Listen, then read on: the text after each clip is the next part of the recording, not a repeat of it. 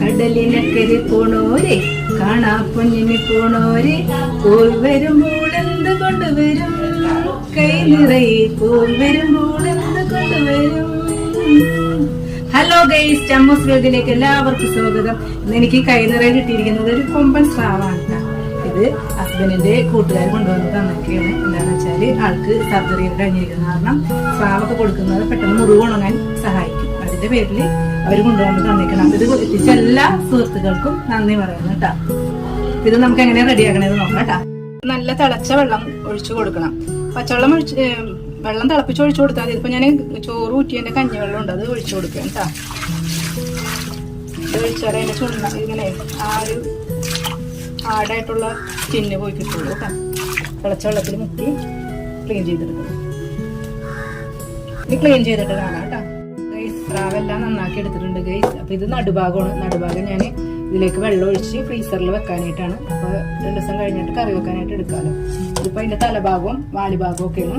ഇത് ചിക്കി കൊടുക്കാനായിട്ടാണ്. അപ്പൊ ഇനി അടുത്ത വീഡിയോ. സ്രാവ് ചിക്കാൻ വേണ്ടിട്ട് വെളിച്ചെണ്ണ ഒഴിക്കണം. കുറച്ച് വെളിച്ചെണ്ണ ഒഴിച്ചോളാം. അതിലേക്ക് വെളുത്തുള്ളി അരിഞ്ഞിട്ട് കൊടുക്കണേ.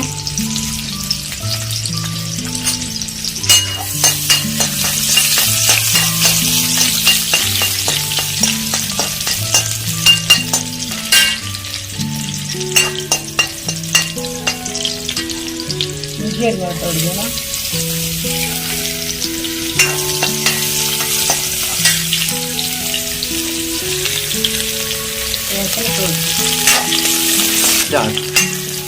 അതൊന്ന് വാടി വരുമ്പോഴത്തേക്ക് നമുക്കതിലേക്ക് ചെറുതായിട്ട് അരിഞ്ഞിട്ടിരുന്ന സവാള കൊടുക്കാം.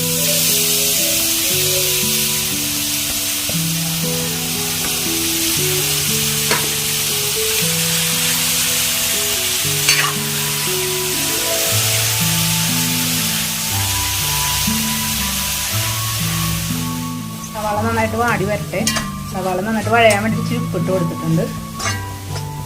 നന്നായിട്ട് വാടിയതിന് ശേഷം മാത്രം നമുക്ക് തക്കാളി ഇട്ട് കൊടുക്കണം. നന്നായിട്ട് വഴന്ന് വന്നിട്ടുണ്ട്. ഇനി ഇതിലേക്ക് നമുക്ക് തക്കാളി ഇട്ട് കൊടുക്കാം.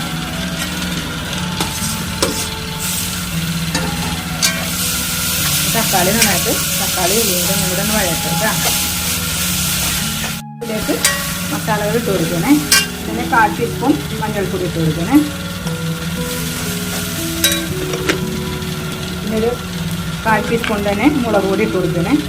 കുരുമുളക് ഇടേണ്ടതാണ്.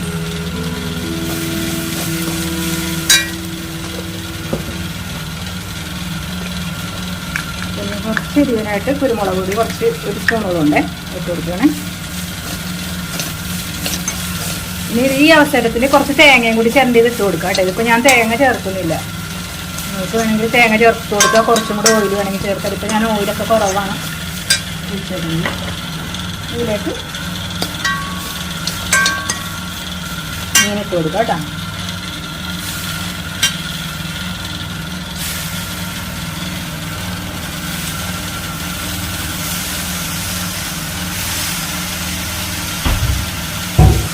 ഇത് നന്നായിട്ട് മിക്സ് ചെയ്യണേ. ഇപ്പം ഞാൻ മസാലയിൽ കുറച്ച് ഇട്ടിട്ടുണ്ട്. അപ്പം അതുകൊണ്ട് പിന്നെ നോക്കിയിട്ട് ചേർക്കാം കേട്ടോ.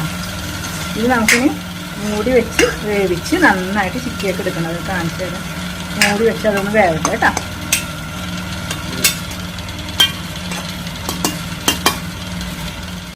സ്രാവ് ചിക്കി ഇത് റെഡിയായി കഴിയും.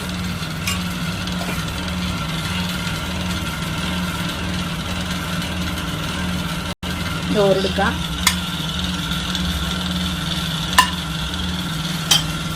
സ്രാവ് ചിക്കിയിലെടുക്കാം. നല്ല ടേസ്റ്റാണ് ഇത്. ഇത് മതി ചോറ് തിന്നാൻ വേണ്ടിയിട്ട്. വേറെ കറികളൊന്നും വേണ്ട. നല്ല സൂപ്പർ ടേസ്റ്റ്. ഇവിടെ സ്രാവ് കറി വെക്കണേലും കുട്ടികളൊക്കെ കഴിക്കണത് ഇതാണ്, ചിക്കിയതാണ്. അപ്പോൾ എല്ലാവരും ചെയ്ത് നോക്കണം കേട്ടോ. ഓക്കെ.